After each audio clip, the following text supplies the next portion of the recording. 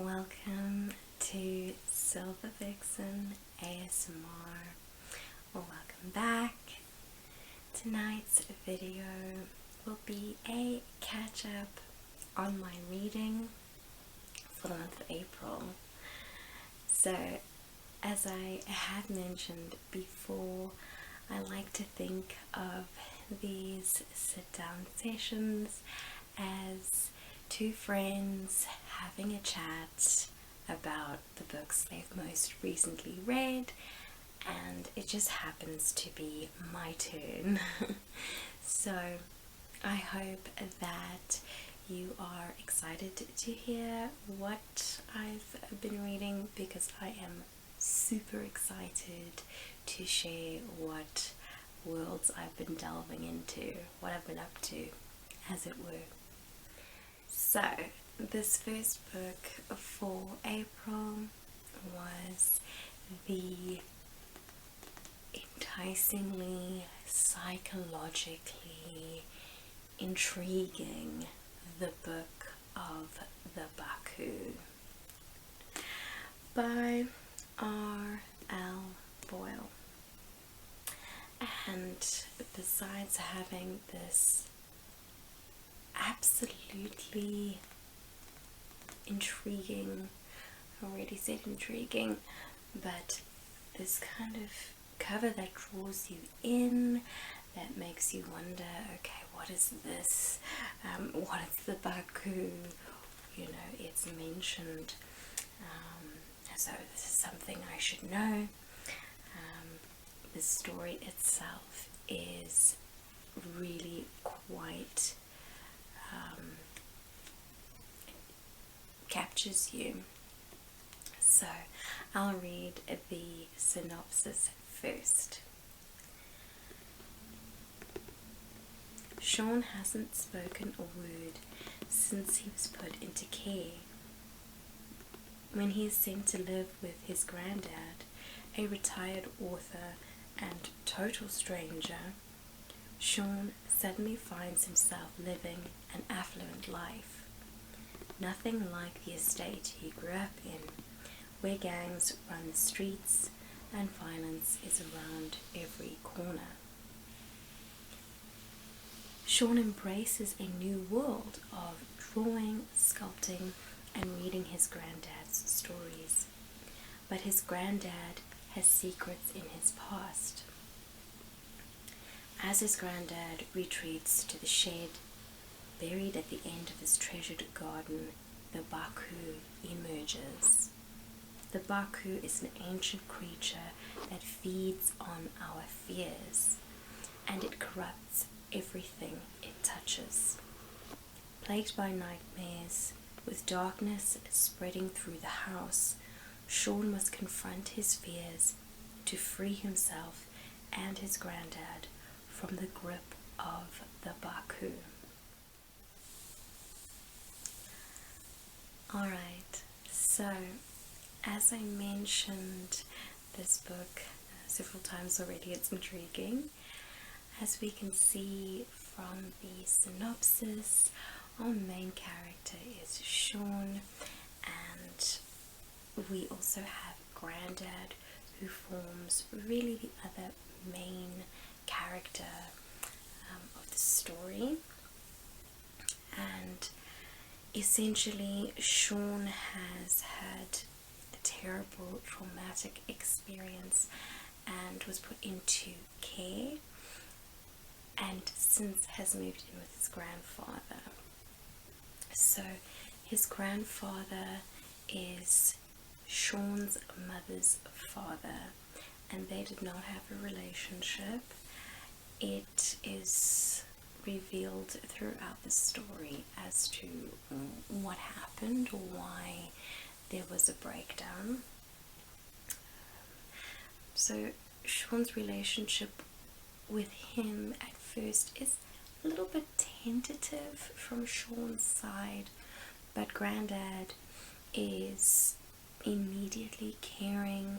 He buys him books, he has supplies for Sean to sculpt, because Sean actually is at 15 quite excited to get into an art program. He wants to be an artist. And so Granddad is also very accepting of the fact that Sean is, at this point, he's mute, and he's patient, he's kind. And so when Sean moves in, he reads one of Granddad's books called the Baku, and it's actually a series of short stories. And essentially these stories all cover a pretty similar sort of theming and topic. A young child plagued by nightmares, every night with nightmares,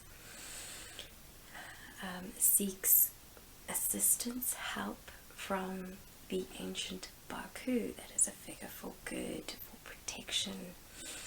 And so what the child does is writes his or her name and age and nightmare on a little slip of paper, and then approaches a statue of the Baku and slips the paper into the Baku's mouth.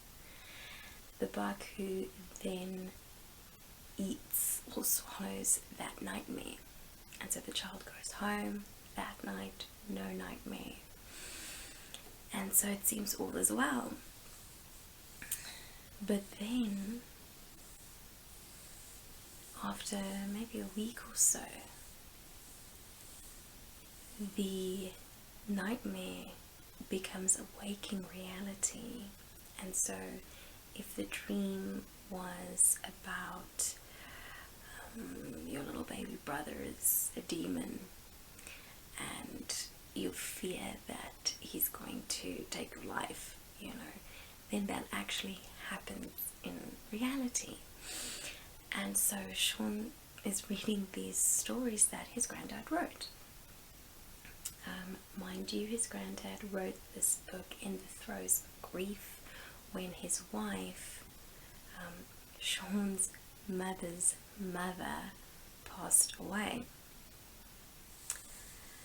And so Sean, when he goes to sleep, he has a dream, and I believe it's the first story from which the nightmare comes. He has that same nightmare, and when he wakes up, he finds a slip of paper with the child's name and age and the nightmare. And so it's not just that he dreams the dream or experiences that nightmare, there's this element of the real to it. And so of course he's terrified, but he can't talk about it because he can't speak.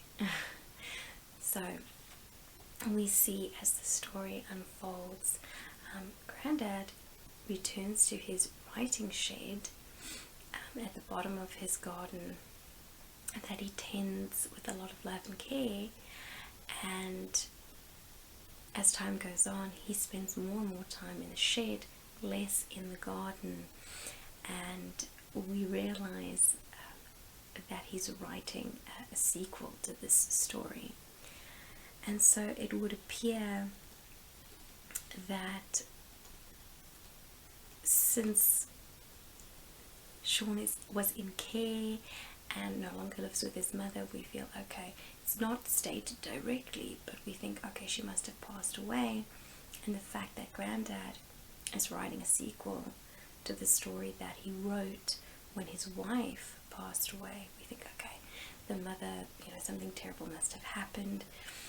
In flashbacks, it's clear that his mother was ill, like physically, her appearance alters, and we feel a lot of empathy for poor little Sean.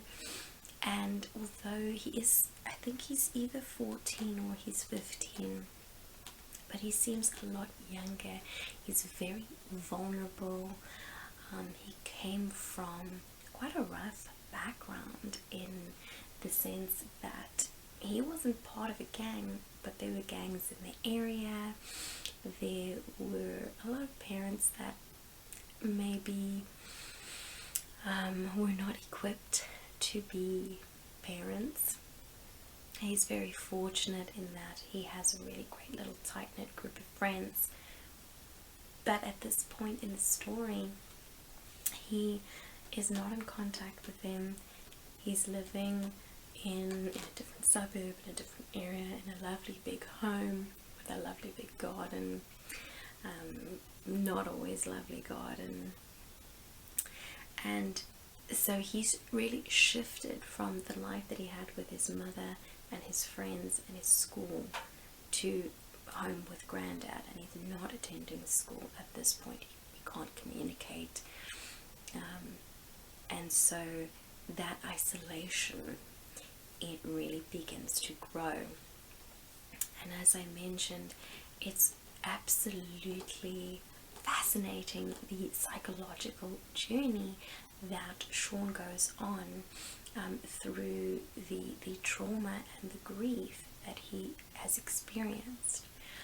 But take note that not all is as it seems, or all is not as it seems, because the grief and the traumatic experience is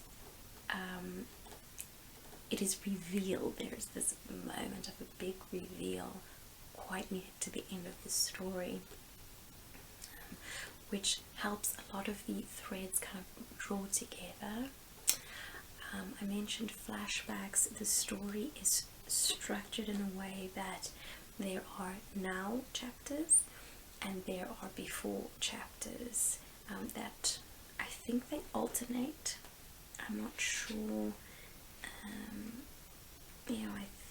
Yeah. So they do alternate, but sometimes I think there's more than one now chapter. So we do have far more of the present, and of course looking to what happened before fills in the gaps. Okay, Sean in his thoughts is not fully forthcoming with what happened, and so it is absolutely fascinating when you get a little tidbit here and a little tidbit there. So if you enjoy these types of books where there's a bit of a mystery, there's a lot of emotional growth and development, an emotional breakthrough, then you will really enjoy this. I highly recommend it. I was very impressed. I thoroughly enjoyed this, and I was just so excited to read it. It was one that I found it quite difficult to put down and had to go and do other things in my life. So absolute lovely, dark, upsetting, but very readable, and I would say unputdownable. Next we have The Unlikely Hero of Room 13B by Teresa Totem. And the book of the Baku, that was a brand new book that I bought, and I'm so happy I spent my money on it because it was really great. This book I would spend money on. It is a library book, so I don't own this, unfortunately. Honestly, this is my favorite book that I've read in the past 10 years. It was absolutely heartwarming, sweet, funny. Our protagonist is so engaging, vulnerable yet brave, naive but strong, so let me read the synopsis. It's not really a synopsis, it's just a tiny little tidbit, and we have quote: I believe that I fell in love with Robin Plummer last Monday. This feeling is extremely uncomfortable. Adam so wants to be Robin's superhero, but how can he let himself fall in love when he can't even save the world? what he needs is a list. 1. Grow immediately. 2. Find courage. 3. Keep courage. 4. Get normal. 5. Marry Robin Plummer. A beautiful, funny, and heart-wrenching story of love, brokenness, and the purest form of bravery, giving in and asking for help. And quite frankly, I adored this story. This one, just like the Baku, I highly recommend this one even more so. So in this story we have Adam, and he experiences OCD very, very acutely. He belongs to a support group, and that's where he meets Robin. And so he starts to develop a relationship with the other teenage members of this support group, as well as Robin, and Robin's really the one that he's most interested in. And it's a really lovely portrait of support among young people that have trials, have difficulties. And I felt that, and I checked the back, the acknowledgements, and it was clear that the author had really done her research about OCD, the experience of it, symptoms, and I felt that it was presented very respectfully. I would be more than happy for someone who has OCD to share their experience, or perhaps if you read the book and you feel that it wasn't a good representation, because I can only speak from a not so educated but empathetic perspective. So I'd be happy to be challenged on that. But it was very much from an outsider's perspective, treated with, as I said, empathy, with care. And Adam is just such a gorgeous character in his emotional vulnerability. As you can see from his list, he wants to grow, and that means physically, because Robin is taller than he is, but he wants to find courage and be normal so that he can get the girl, and it really drew me in, because I thought, oh, this is extreme naivety. This is not how things work. What does he mean by get normal? Because from my old perspective, I feel that none of us are truly on the inside normal. We might present that or portray that to the world. We have a persona when we're in social settings, but all of us have things that make us uniquely odd, and also broken.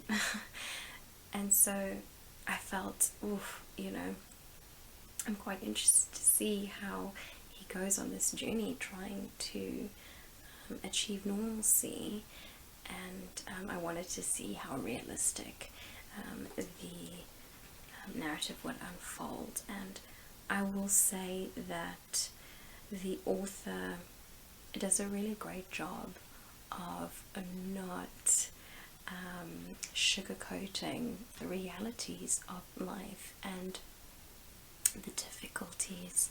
He has not the most comfortable family situation. It's not terrible, for sure. His parents have divorced, and his mom, she definitely struggles. It's quite clear post-divorce, she has her how can I say, difficulty letting go. She has difficulty letting go. She wears the dad's, I think it's a sweater, or his coat, you know, in the house must be a sweater. And so there's that little, you know, nugget that tells you something is not quite right there, because the husband, he's already moved on. Not that, you know, if someone moves on, you should move on. You know, everyone moves at their own pace and heals in their own way. But Adam's dad, he has remarried, so Adam has this lovely stepmom who is very caring, very welcoming, very warm, and they have a son, Sweetie, and that's not his given name, but that's what everyone calls him. And I think he's 5. And he also, like Adam, he does struggle with mental illness. It is not specifically stated that he also has OCD, but it's heavily implied. I mean, that was what I inferred from the context. And Adam does a really, really great job as a big brother. And those were some of the most moving scenes in the novel.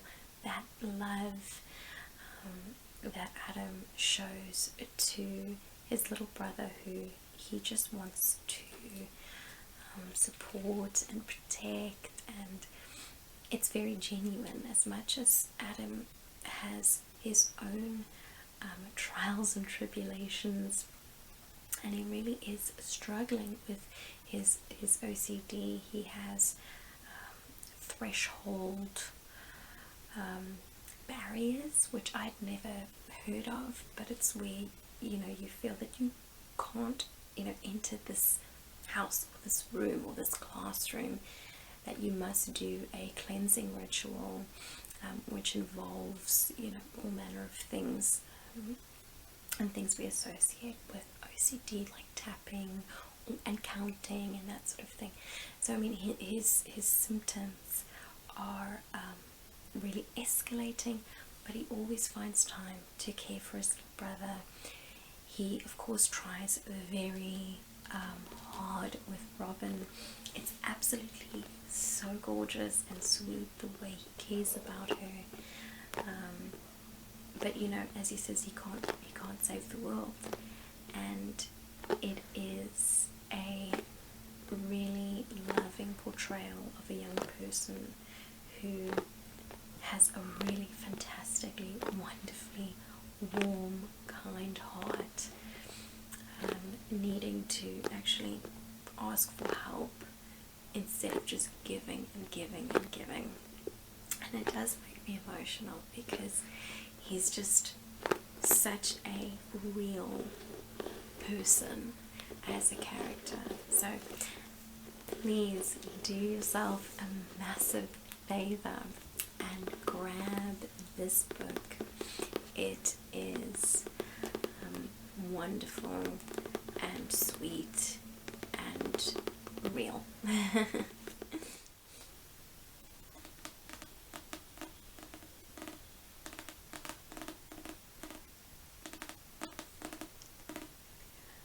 Girl from Widow Hills by Miranda.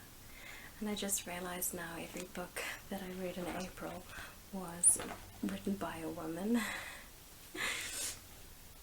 But this book is, and you might be able to tell by the title, The Girl from Widow Hills, is a suspenseful mystery, not quite thriller, but there have been a lot of books with very similar titles over the past 3 years. I don't know why I said 3 years.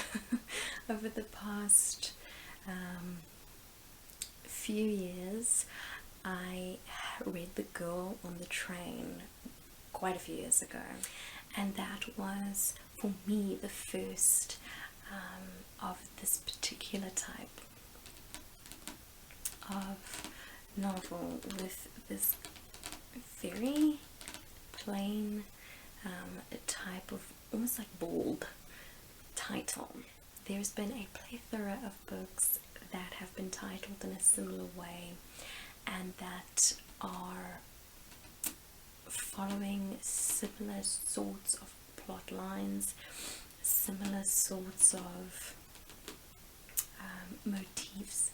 Motif is maybe not the word I'm looking for, but they're often psychologically charged, and that psychological element is what brings the mysterious element in, because it's a case of, can I remember, was I there, what's going on with my mind, that fuels this narrative of what truly happened. And so these stories have become so popular that there was a series on Netflix called The Woman in the Window, or what was it? The Girl in the Window Across the Street from the Woman in the House. Oh no, it was The Woman in the House Across the Street from the Girl in the Window, which I thoroughly enjoyed and would recommend. It was somewhat comedy, but also definitely had that mystery element to it. It was brilliantly satirical of the genre, but at the same time, I think it wasn't making too much fun. It wasn't digging in too hard. It was really celebrating this genre. So at any rate, I watched that a few months back, and when I saw this title, I thought, no, I'm gonna go for it, because to be fair, I haven't actually read that many books that have fallen into that category. So I have the synopsis here. Everyone knows the story of the girl from Widow Hills. When Arden Maynard was 6 years old, she was swept away in a terrifying storm and went missing for days. Against all odds, she was found alive, clinging to a storm drain. Fame followed, and so did fans, creeps, and stalkers. As soon as she was old enough, Arden changed her name and left Widow Hills behind. 20 years later, Olivia, as she is now known, is plagued by night terrors. She often finds herself out of bed in the middle of the night, sometimes streets away from her home. Then one evening, she jolts awake in her yard with the corpse of a man at her feet. The girl from Widow Hills is about to become the center of the story once again. So,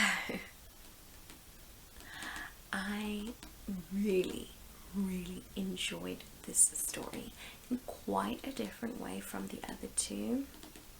I think for me, the Book of the Baku I enjoyed in the sense that it was a very well written in terms of slowly unfolding, not giving too much away, giving the reader a chance to think and try and fill in the gaps.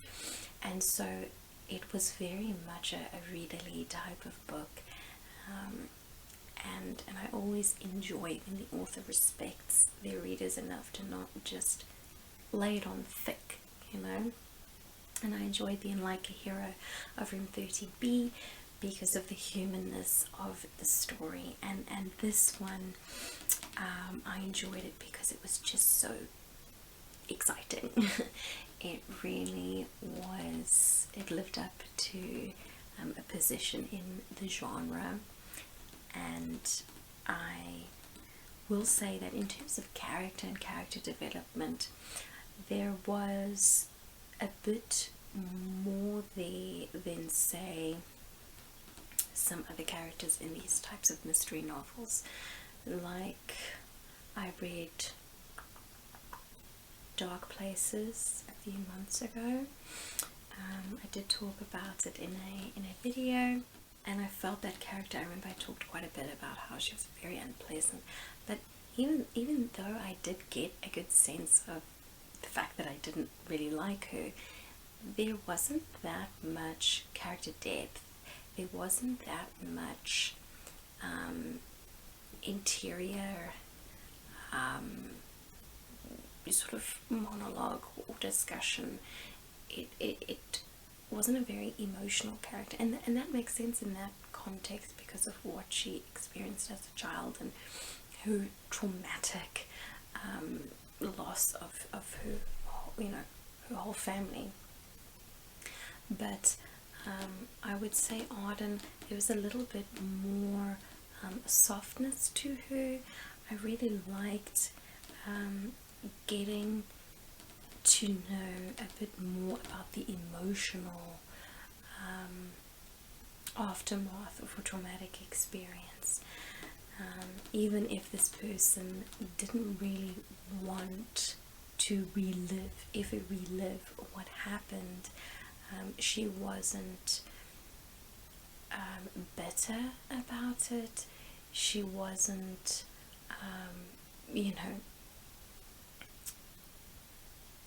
negative or anything like that. I felt she had, she blocked it out, right? She seemingly just could not remember a single thing from I think it was 3 days, or something like that, about 3 days, and she could not remember anything, which seems very strange. How do you not remember even, it makes sense when you are traumatized to block out the highest points, but it's days that she was missing. And so it's quite interesting that she has this big gap in her memory, but yeah, even so, even the fact that she doesn't engage with what happened, she doesn't let it define her, in the sense that she moves away, she changes her name, she doesn't let anyone know about her past. And the reason being is that, the fans, creeps and stalkers became more invasive over the years, and so because her mother could earn money from telling the story, that would let people in. And Arden, she doesn't want her story told for her, or even, she doesn't want her story told for her, but even more, she doesn't want to tell her story because in her experience and in her mind, even if she tells the story, once you tell it, you've given it away. It's someone else's now.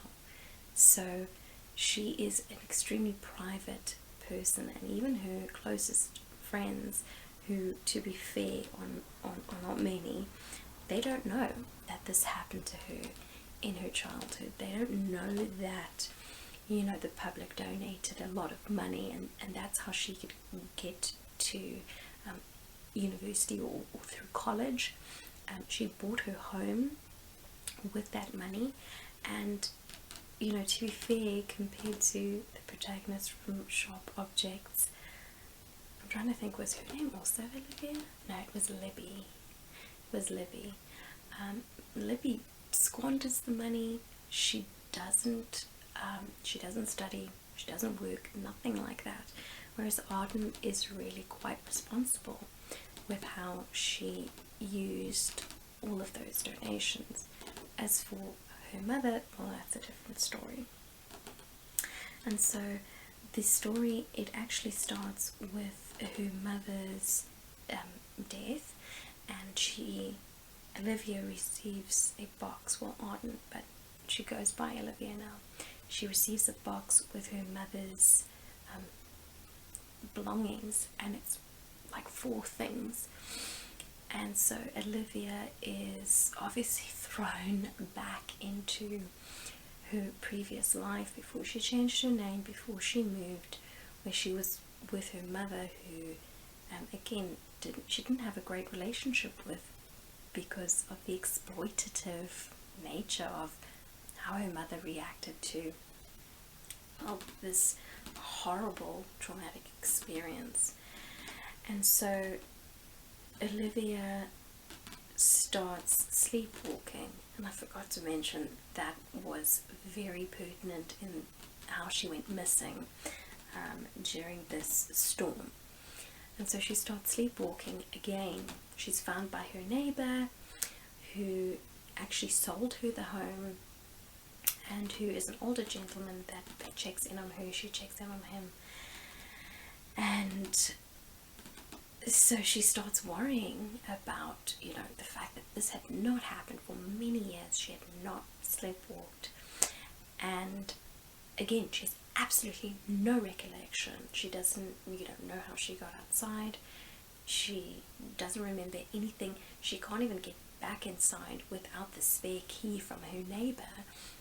She doesn't know how she left the house. Did she lock behind her, And so she works in hospital administration. She goes to see a doctor, and he says, he wants to rather offer her, therapy, put her through a study rather than just medicate her. And he mentions how different medications can actually exacerbate sleepwalking. And so she doesn't get what she wants. She doesn't get a prescription, and she's a little bit frustrated by this. At any rate, I think it might be the very next night. She sleepwalks again, and she finds this corpse of a man at her feet. Her hands are covered in blood. She runs to her neighbor, and he helps her. And I won't go into too much more, but of course the neighbor is not just this kindly old gentleman. He has a past just like she does, and so they have to deal with a detective. And it's very interesting how the detective doesn't want them to talk to each other, and that trust that was there, it becomes a bit tenuous, but then maybe later it's stronger again. And so if I go into much more, I'm getting into a bit more of spoiler territory, and I really prefer to just whet your appetite. I absolutely find it so frustrating when people give away too much when they talk about a book, because I want to discover it. I want it to unfold before my eyes while I'm reading, not while you're convincing me to read it. So hopefully that was convincing, because it's a very, very enjoyable read. I would say not too taxing, certainly not an emotional roller coaster or anything like that. Super exciting, especially when, as is usually the case with these types of novels, when the threads start to come together at the end.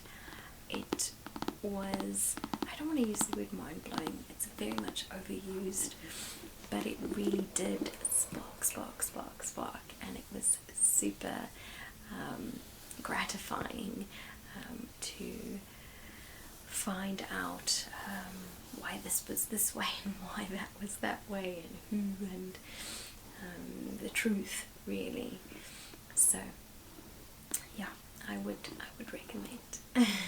So thank you so much once again for sitting with me, listening to me ramble on about my most recent reads. I really had a great month. You may have noticed I didn't pick up a literary fiction, serious, canon type novel, some award-winning type of story, and I just ran out of time. But it was good for me to have a little bit of a break. I think the draw to read these kinds of very serious, very well regarded books can be quite strong in some readers, but it really is not a necessity. We can enjoy books to enjoy them. It's our free time, so I don't think anyone should feel pressured, no matter what the narrative is. If you're this type of reader or that type of reader, the prestige that comes with it, I think that we should enjoy it, because we have so little free time as it is. And I hope that you enjoyed spending some of your free time with me. I really do appreciate it, and I hope that you have a restful evening or night further. Thank you so much.